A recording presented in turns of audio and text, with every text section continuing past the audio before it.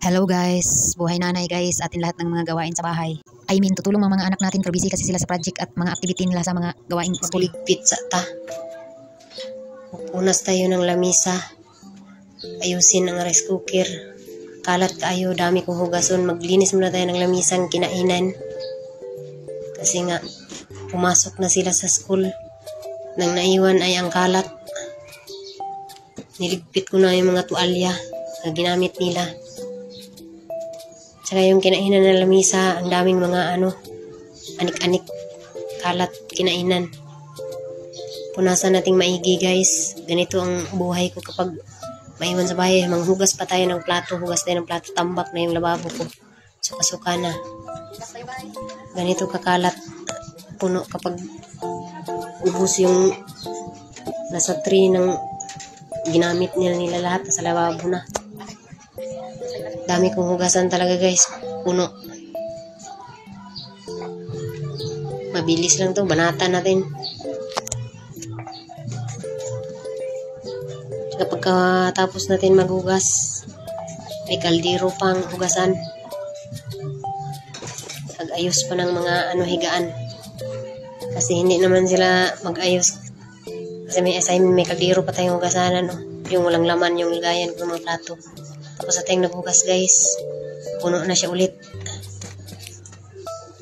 Ligpit na natin yung kawali natin. Ayusin na natin yung higaan kasi nga yung mga nakahiga dito parang bigla na lang umalis, walang kaligpit-ligpit. Tayong maiwan, tambakan ang mga ligpitin, dami. Kaya tayo na yung mag-aayos. Ganun lang ka simpleng tulugan, pinugri ragod. Pag lang ng konti. Tapos ayusin ang sapin kasi nga nahubad na yung niya. Pum. Umalis na yung pum sa sapin. Tapos parang lukot-lukot yung mga kumot.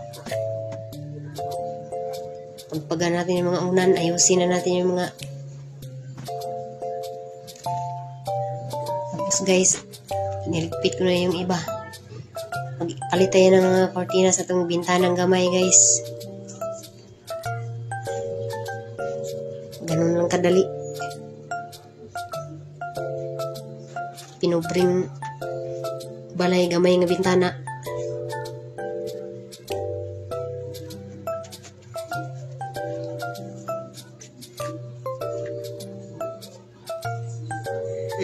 Tapos na siya.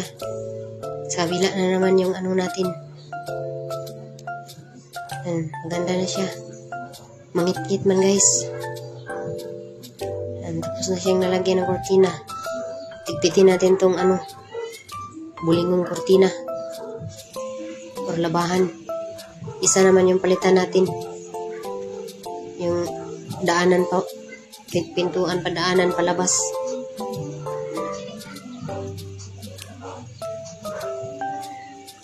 May short tayo guys ha, baka akala nyo. Basta ang daming gawain sa bahay, kapuit-puit ka na guys.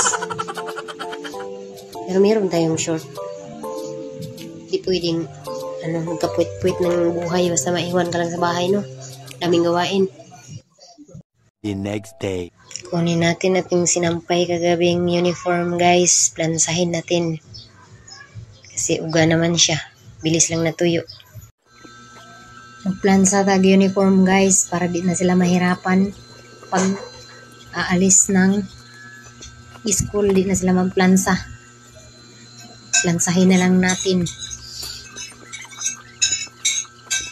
Madali lang naman to kapag masimulan mo na. Kaya bilisan, banatan na natin.